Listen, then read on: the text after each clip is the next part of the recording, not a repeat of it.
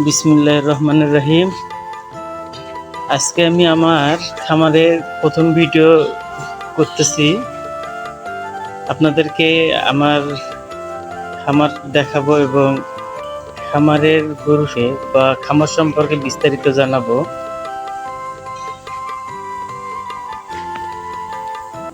আমার খামারে সব ক্রস এবং ফ্রিজিয়ান গরু আছে।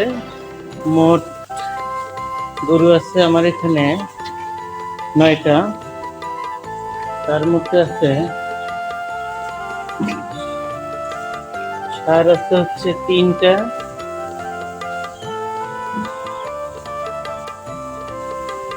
এখানে একটা ষাঁড়।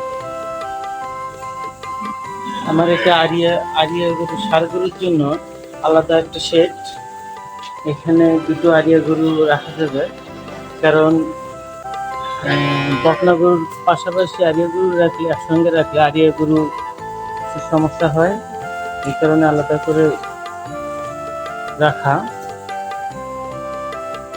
এটা গাভী, এটার বাছুর। এটা দোয়ানো হয় না, না দোয়ানোর কারণে বাছুরটি অনেক বড় হয়েছে।